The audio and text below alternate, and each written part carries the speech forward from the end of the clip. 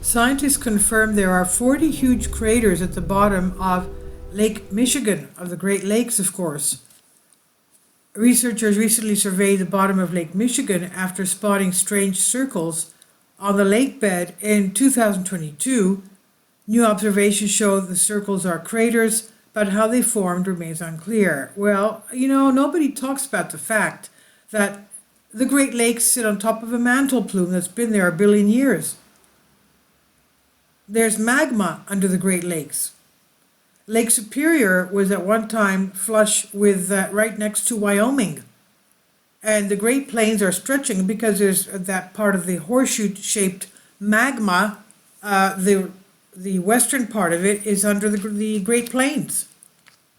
So I'm not surprised that we have craters down there.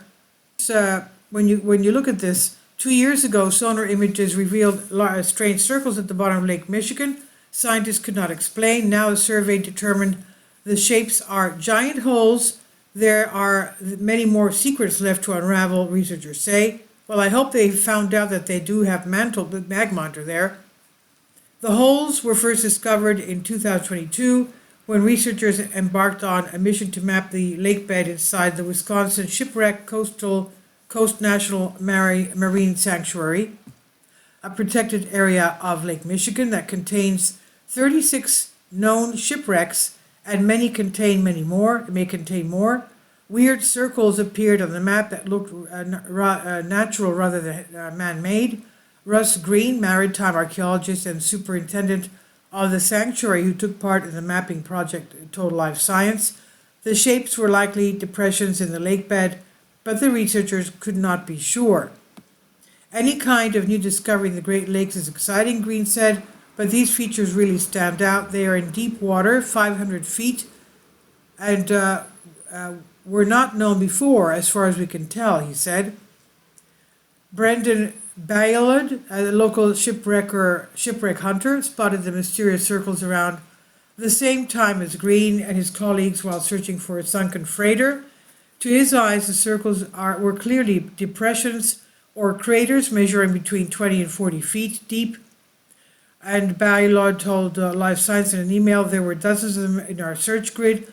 Most were 500 to 1,000 feet in diameter and of irregular shapes.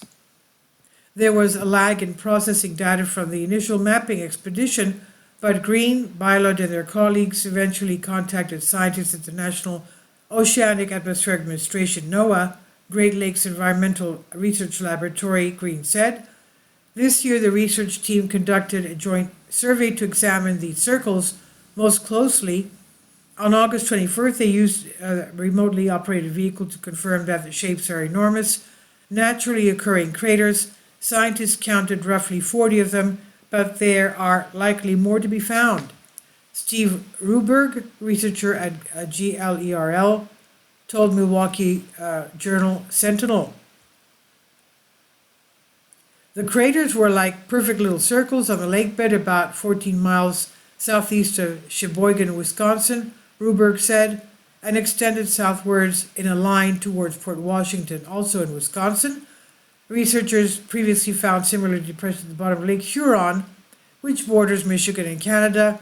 Those depressions turned out to be sinkholes, which are caverns that form both underwater and on land when groundwater dissolves the bedrock from below, causing the surface layer to collapse. Lake Michigan partly sits on limestone, which is prone to dissolution, so it's likely that the craters on the lake bed are also sinkholes, Ruberg said. Others are holding off on calling the circles sinkholes until more research has been done. I think they might be more accurately called craters, which have formed in the deep bottom sediment due to either water upwelling from below or trapped hydrocarbon off-gassing, he said. The recent survey found no water escaping from the holes that would suggest there is groundwater circulating beneath the lake bed, but Ruberg said he expected researchers will eventually detect some.